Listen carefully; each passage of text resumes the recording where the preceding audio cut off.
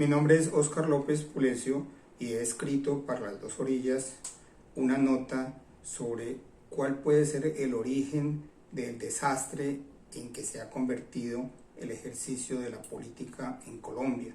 Y la nota se titula El fracaso de la política. Lo que ha fracasado rotundamente en la Colombia de hoy es la política. Lo que sucede es consecuencia de la crisis de los mecanismos de representación que no representan más que a sus propios detentadores y sus particulares intereses. Si el Senado y la Cámara, para no hablar de asambleas departamentales y consejos municipales, representaran realmente a la nación en su vastedad y variedad, en sus necesidades y aspiraciones, y el gobierno fuera el reflejo mayoritario de esa participación, pues habría el espacio político para resolver cualquier problema social que se presentase. Como no es así, cada quien, desde senadores y representantes hasta los jóvenes amotinados en los puntos de resistencia de las ciudades, se representan a sí mismos y sus agendas abiertas u ocultas. Y hay que negociar con cada uno de ellos.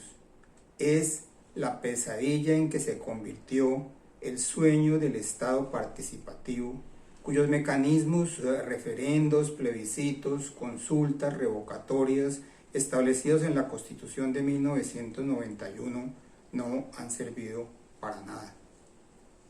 El origen del desastre es la separación de las elecciones parlamentarias de las presidenciales, con las primeras por delante, que rompió la relación que debería haber entre el gobierno y el Congreso, abriendo el camino a candidatos presidenciales de opinión, sin mayor o ninguna representación parlamentaria, y convirtiendo al Congreso en una suma de pequeños feudos electorales. Ambas cosas hay que cambiarlas. Una constituyente. Hoy, los candidatos presidenciales más opcionados, Gustavo Petro y Sergio Fajardo, no tienen un partido político que los respalde y mínima representación en el Congreso. Si alguno de ellos gana, ¿cómo podrían ejecutar su programa de gobierno en esas circunstancias?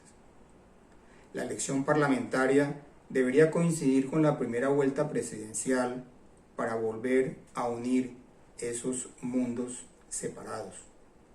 El fracaso político del gobierno Duque, que es catastrófico, se debe a que no pudo o no quiso construir una coalición sólida de gobierno con participación en el gabinete desde el principio. Ahora está tratando de hacerlo a las volandas en el año final de su mandato, cuando las personas que eventualmente podrían ayudarle son las que quieren reemplazarlo.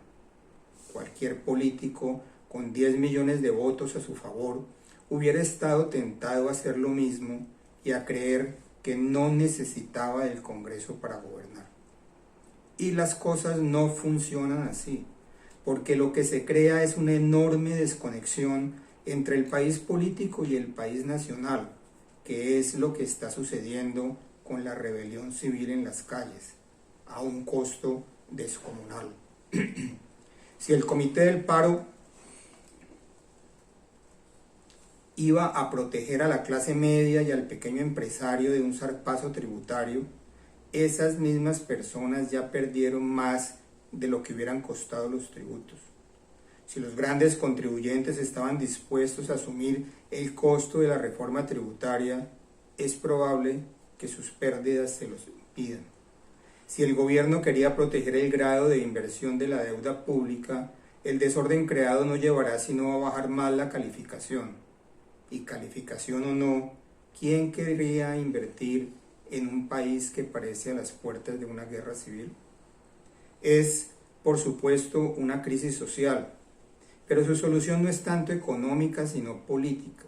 Si la solución es política, pues debe abrirse el gobierno a incorporar a su gabinete a todos aquellos que él considere que pueden ayudar con su liderazgo político a la solución del entuerto.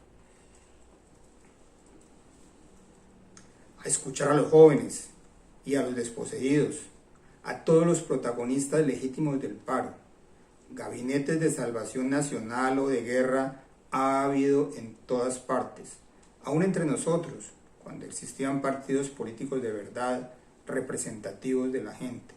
El más memorable, el que surgió del 9 de abril de 1948, luego del asesinato de Jorge Eliezer Gaitán, que fue más o menos sentar a enemigos irreconciliables a la misma mesa. Habrá en el gobierno de Colombia el espíritu para constituir un gabinete de salvación nacional, para nombrarlo de alguna manera dramática, aunque la situación no es para menos.